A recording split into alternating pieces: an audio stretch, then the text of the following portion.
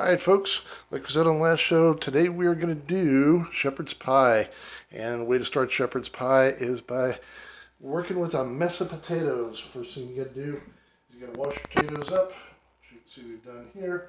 And next thing you got to do is you got to peel all these bad boys because you do not want to have the skins in on your shepherd's pie. Now, some people will do it with skin on. Again, it's a personal preference thing. I'm going to go ahead and get it started, but I'm not going to make you sit and watch while I go through the entire 5 pounds of potatoes. Interesting thing with this, you might notice this is a 5 pound bag of russet potatoes. Now, normally the russet potatoes that we get up here from any one of the grocery stores are fist size or bigger. This would be considered an average size potato in the bag. What we're seeing here is smaller potatoes now. Not sure. I think we got a little bit of that drought hit them this year. So you might want to look around, see what you can get. Otherwise, you're going to be dealing with smaller potatoes. Anyhow, we're going to go ahead and a neat little peeler here that I picked up. Just wrap it on your hands, stick it on your hand, and just go straight to town on it. And peel your taters. I won't make you sit and watch through the entire 5 pound bag. We'll do a couple of them here, so you get the gist. Once we get them all peeled, we're going to go back and cut them down to smaller size to make them easier, a little bit quicker to boil and cook up. Make life a little bit easier all the way around.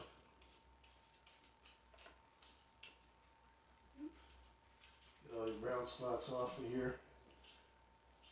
And you want to watch while you're doing this, you want to watch for things like little eyes here. And what I do is I just carve down below them. Once you carve down below them, that's fine. The rest of the potatoes just fine. Not anything you have to worry about. So just get your spots off. There you go. One down. So I'm going to go ahead and do up the rest of these. And as soon as I get all of them done up, we'll dice them up. I'll show you back here in the bowl what they look like diced up before we throw them in the water. You get your water started. We're going to turn these into mashed potatoes because at the bottom of the shepherd's pie, you're going to have a layer of mashed potatoes, just like you'd have for a pie crust. And then you put in your meat and vegetables and your gravy, and then have another good heap of mashed potatoes over the top of it. You'll add some of your spices and other stuff too before you put it in the oven to bake it. So once we get all that done up, we will show you the next step. All right, boys and girls, we got the potatoes diced up. Didn't make you sit through it all. What I'm going to do is add a little Himalayan sea salt to it before we throw it in to the pot to boil. Not necessary. I like to do it when I boil it. It just kind of adds some of the salt flavor through while you're cooking it. Get those dropped in. And while they're boiling away, we'll start cutting up the other vegetables because we've got to go through and caramelize, well, almost caramelize them. You don't want them completely done. You want them near completely done. And then get the other stuff we're going to add to it. Get the hamburger browned up. And by the time we get all that done, the potatoes should be cookified and ready to mash up. We'll mash up the potatoes, spread it down in the bottom of the bowl. Spread everything else over top of it. Spread the top layer over, show you all that, and pop it in the oven. All right, guys. It's veggie time. Helps hide the bowl. Okay, so I'm going to go ahead and reuse the bowl I had potatoes. Already washed it.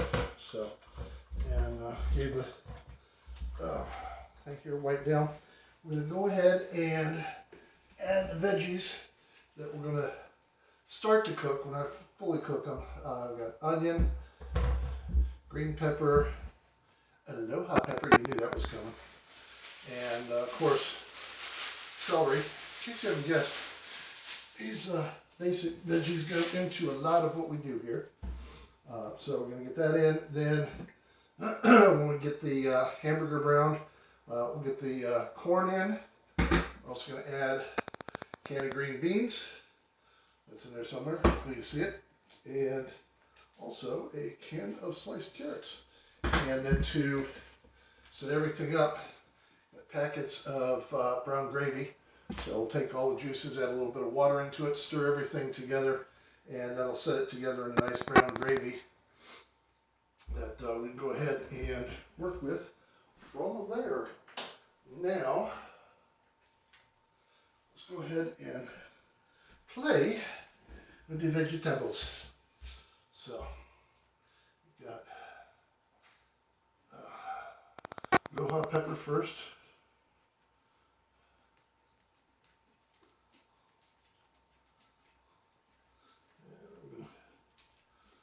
Pop the top out of that puppy like we always do. There we go. And make sure we don't have a sneaker on that. Nope. So, this down into here. You've seen this done so many times. I'm trying to do this a little bit quicker, so I won't bore you to tears. But again, I thought about the idea of doing this with a chopper and decided against it. Because again, I like playing with the textures, the sizes, the bites. It changes it up when you don't have everything. I can have it uniform. Clean it up in a minute. So get this all set up. Get out here. And same thing you've seen done before. Shocker.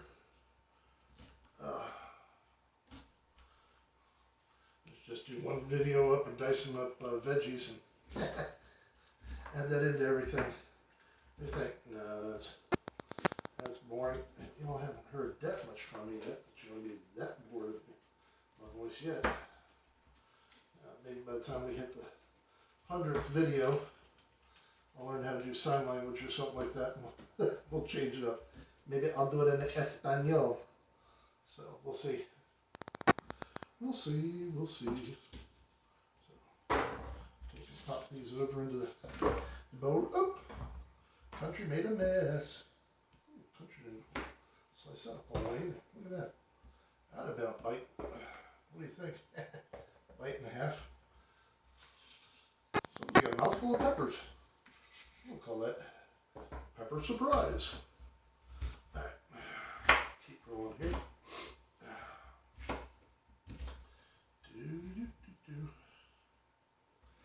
And for those to whom it applies, happy Labor Day.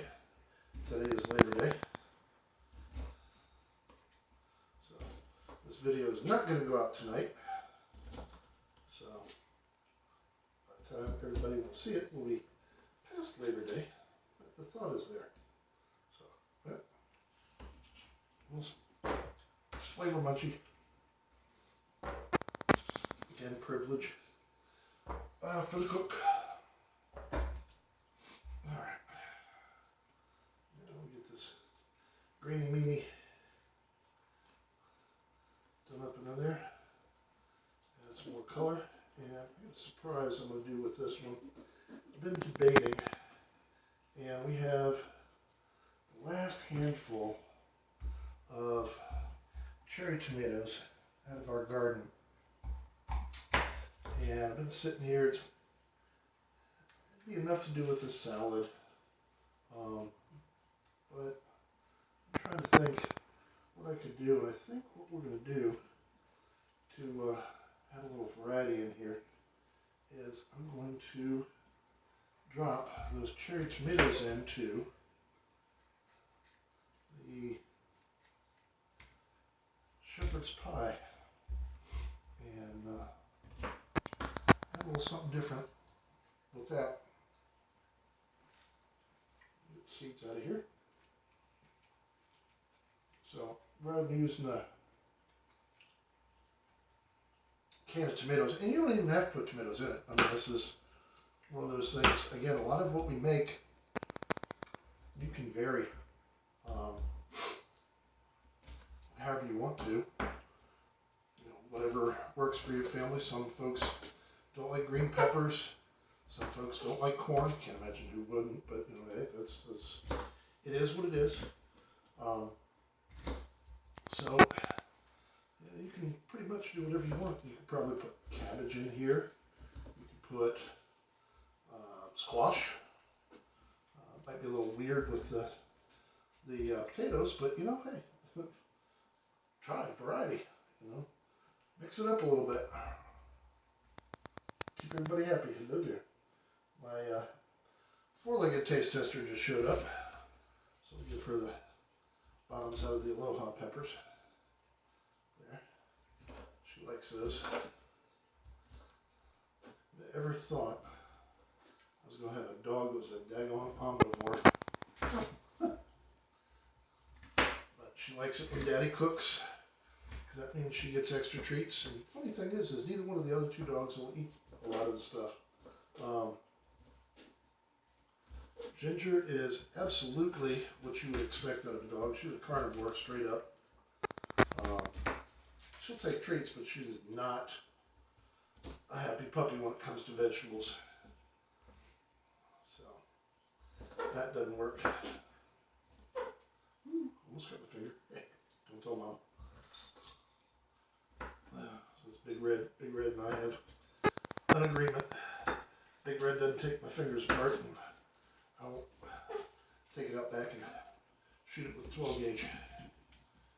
It's a fair arrangement. Well, hello there, dear. I would give you one of these, but you know as well as I do, you won't eat it.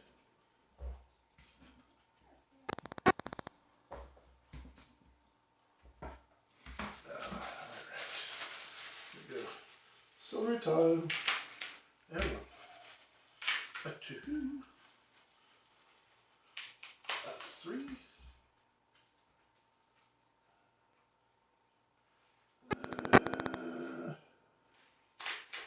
A four. Never go wrong with celery. Not a bad thing to have. Cut the ends off and get this washed and chopped.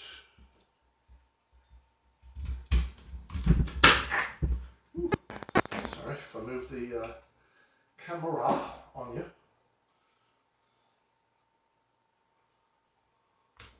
Did not intend for that to happen, but it does from time to time. Hang on here. Now I'm going to wash these bad boys off.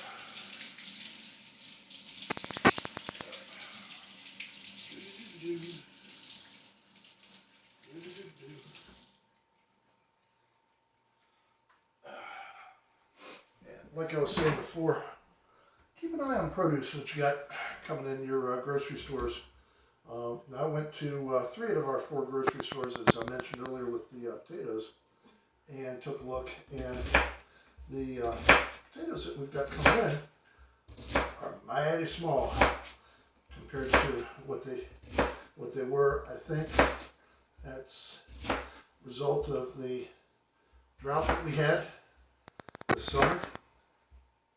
This growing season out in the West Midwest. Take one thing going all over the place. Sorry, guys. And I got the sneaking suspicion that some of the veggies and some of the meats this winter are going to be sparse compared to what we're used to.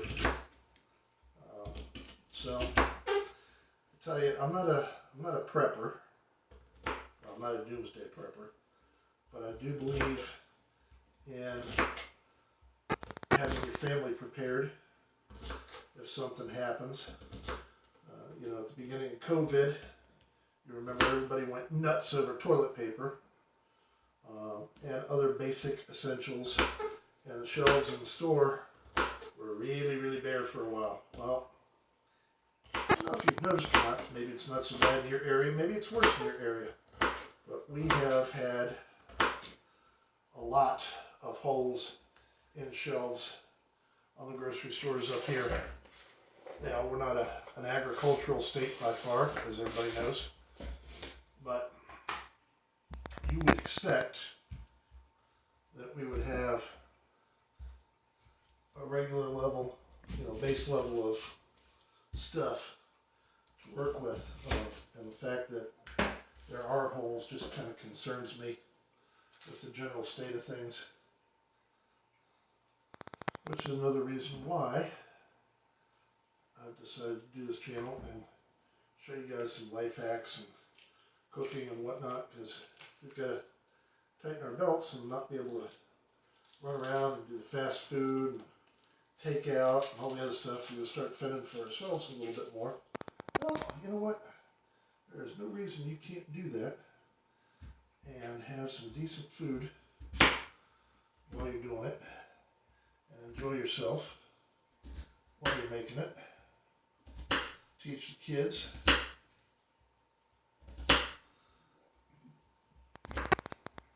And pass along some stuff. I mean, come on.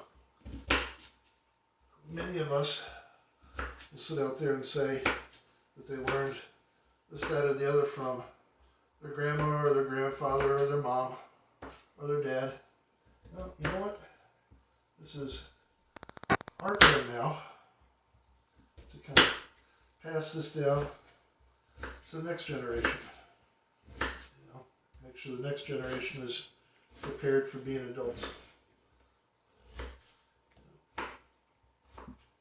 Not a bad thing to do. That way their kids are ready. And you notice I'm cutting with all kinds of crazy, just to give a little variance to it. Different textures, sizes, what have you. That's what I like to do. Make food interesting, make it fun. Have a good time with it. And that's the basic veggies. We're going to brown up the hamburger. And I'll show you that in a minute. We'll go back to the the new frying pan cam and get that going. And once we have that set and browned up, we'll add the veggies to it. And then we'll add a little bit of water and the gravy. And by that time, all right, back in a flash with the hamburger. Yeah, looky, frying pan cam's up. Hey, hey. All right, so we're gonna go back and grab our hamburger, meat portion, and again, just another 2.5 pound. Actually, I think this is 2.75. Yeah, almost 3 pound container of 80/20. Whoop. Off we go again. Into the pan and add a few things to it here and show you a new tool. This is one I was talking about before. Did not bring it out before for the last hamburger, but I figure we'll vary things around a little bit just to show you. This is a chopping tool for hamburger and other meats. It's real handy. Down in here, and as you push down, you twist, and it breaks the hamburger up. Now, unlike the spaghetti sauce that I make when I brown the hamburger, this one you want to kind of try to break up into smaller bits and pieces. The veggies will be a little bit bigger, and that's okay. But for the beef itself, I try and break it up into smaller pieces.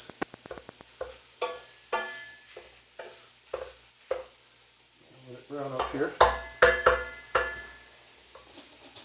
Waste not warm up.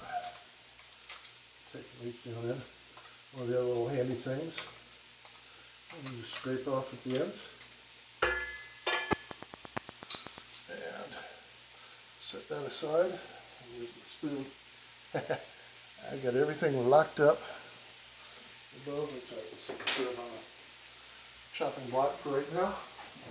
And wait, what did we say? Add your garlic in. It's good for keeping the vampires away. And works on other guests Note the air quotes that come to the door that you may not be looking for. Different flavor this time. This time we're going to throw in a little bourbon molasses with it. So, also throw in the roasted garlic and herb. And again, as I pointed out, I like to use the beef bouillon. Shake some in there. Enough to add a little salt, a little flavor. Again, same thing with the garlic. Shake some garlic and herb in there. And this is the one, not a whole lot of this left, so I'm going to have to make another trip. Hopefully, Walmart's still got some left. For this, we're going to add what I got left of the bourbon molasses. And give it a little sweet, little alcohol flavor. Not a bad thing. It works. Trust me, I've used it many times. Again, not a whole lot of spices go into this. Chop the hamburger up. Oh, it smells good already. People in the house drooling. That's one advantage. When you're cooking, you get to sample, so you don't drool as much as the other people down the hall who can smell it. But when I'm cooking, they don't get to sample. Unless you take them sample. You can do that if you choose. So, alright, so we are. And we've got this broke up pretty good. From here, regular spoon will take care of it. Oh, it looks like the taters are boiling pretty good there. So they'll be done here shortly. And when I dump the veggies in with this, we'll get cracking on making the mashed potatoes. So this is pretty much what you do. Just stir it around until you get it good and browned. Alright, so in go the veggies.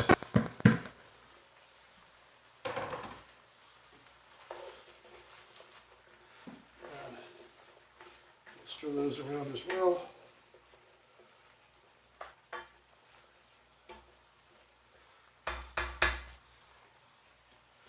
Add a little bit of water to this. Exact amount is not overly important. What you want to do is put a little water in there so it heats up and steams. So when you do this and put the top on, even those veggies that down on the bottom will get steamed and cooked through. So we're still going to be stirring them, but this helps everything cook through a little bit better. So let me get going on the mashed taters, and we'll be back. All right, back to the island cam. So I'm going to do up these mashed taters real quick. Oh. And it's not very difficult. Very easy to do. You use butter, milk. Already got salt in it, so I'm not going to worry about that. 3 tablespoons of butter to start, or margarine to start. And we'll see how that factors in. And then you're going to pour in about a cup of milk.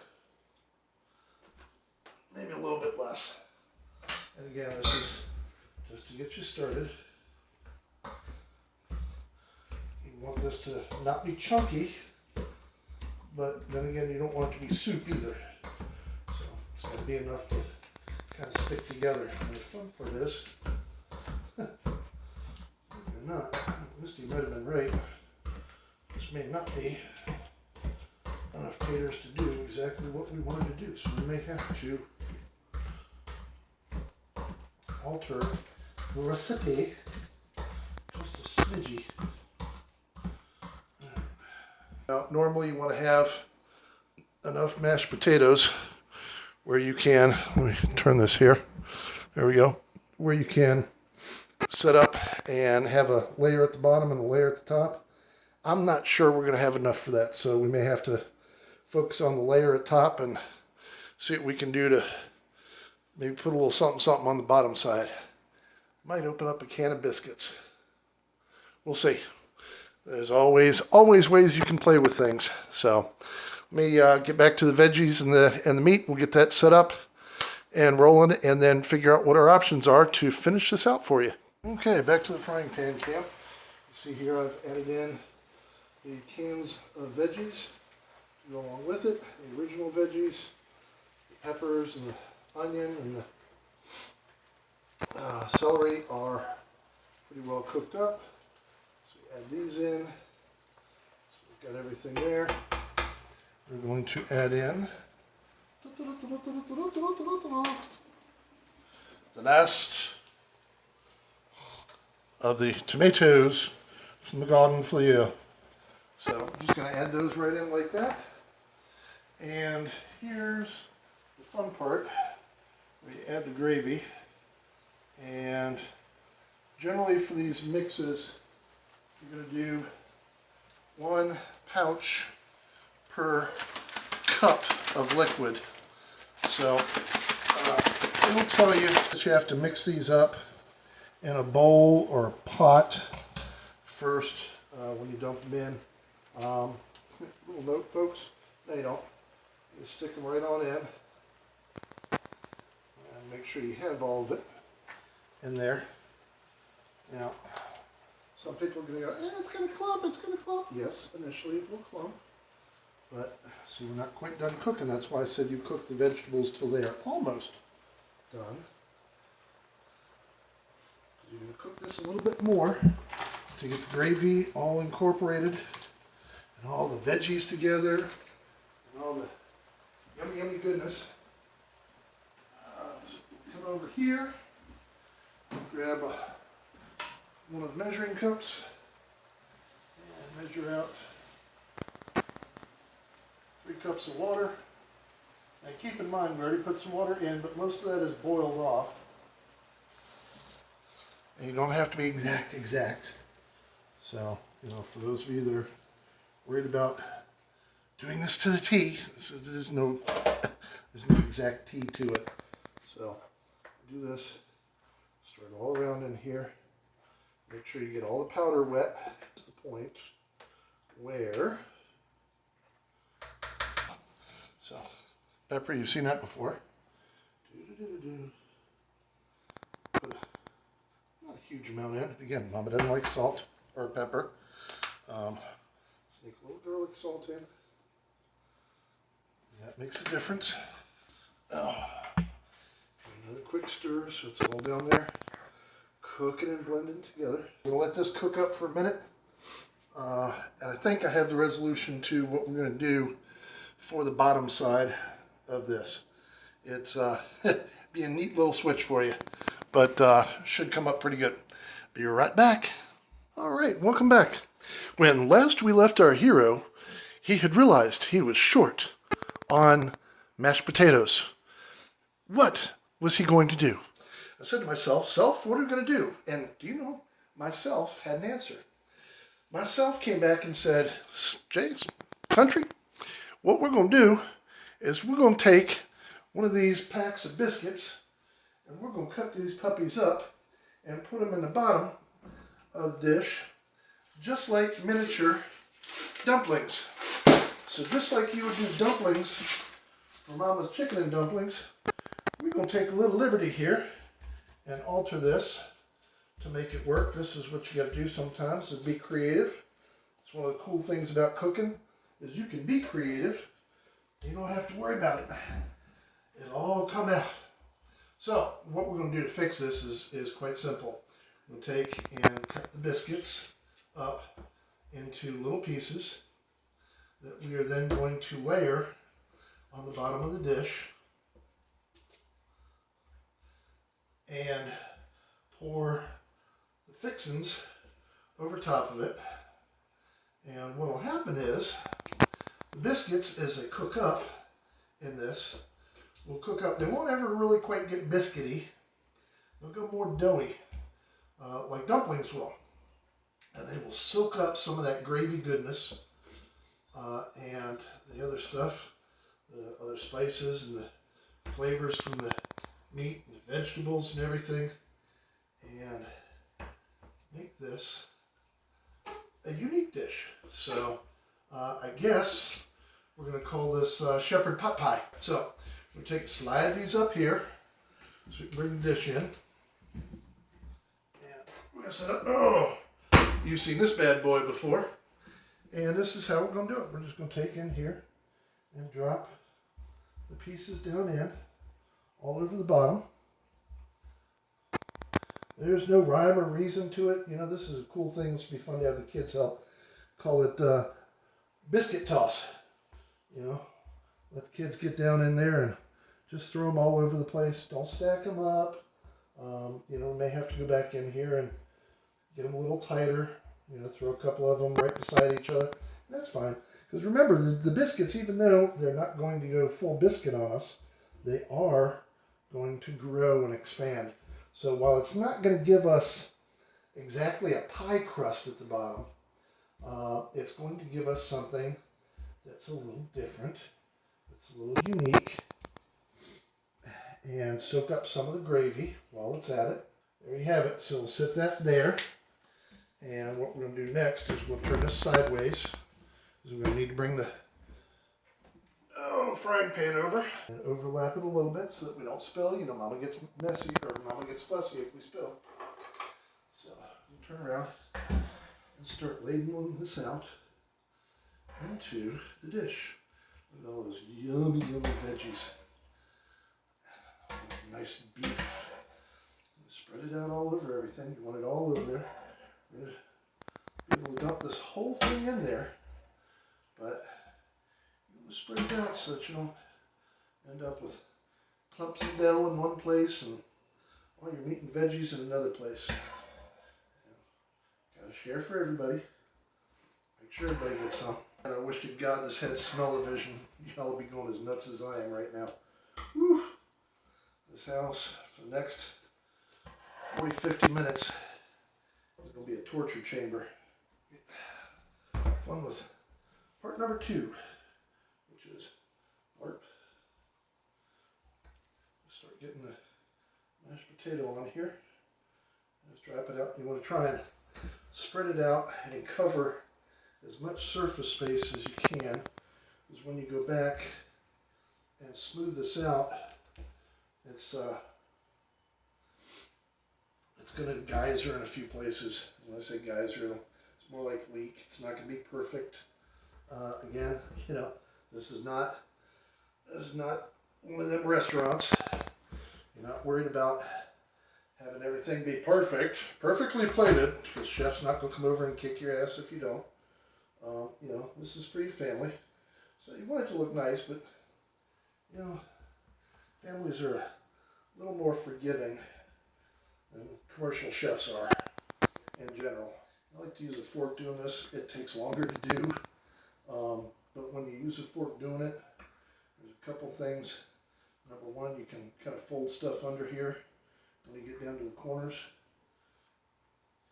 Fold the mashed potatoes over and in. And you can also use a fork like a rake and draw more potato across where you want. Not to mention the fact that, you know, hey, let's face it, for the kids, you can leave a design and the kids will get happy about it. Gets them a little excited. A lot of this liquid is going to get soaked up by the mashed taters. So pick this bad boy up. Yeah, we left a little mess we got to clean up. So I'll set that there. Into the oven we go for about 45-50 minutes. Bring it back out at the 40-minute mark and add some add some spices to the top of the potatoes. So we'll show you that in a bit. Let me get this cleaned up. All right, campers, you might think we're about done here. Then we actually got about 10 more minutes of cook time on this. What I want to do is pull it out and add some of Mama's summer savory to the top.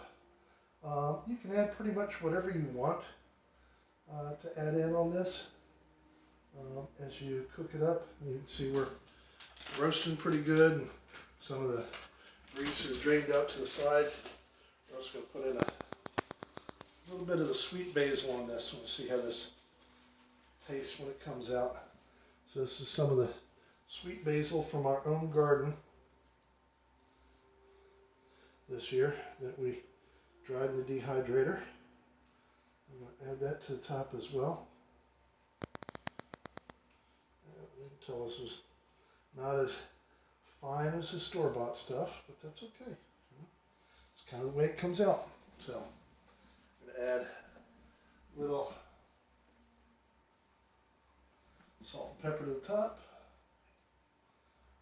And a little bit of pepper. Again, not much because nobody doesn't like pepper. And back into the oven for another 10 minutes, and then we should be done. As you can tell, we're pretty close to being done now. We just got to do a little last minute setup. So once we get this done, we'll put it back out here in front of you and plate her on up. All right, campers, here we go. Stove just went off. Syrup off.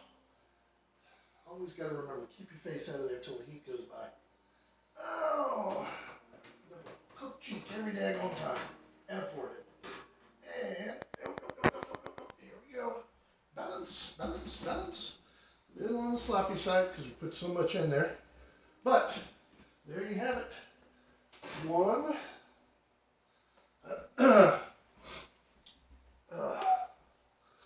Shepherd's pie. Kind of more like a mix.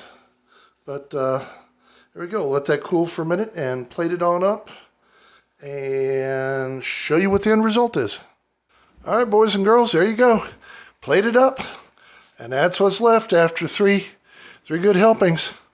That's your shepherd's pie. Yum, yum, eat 'em up.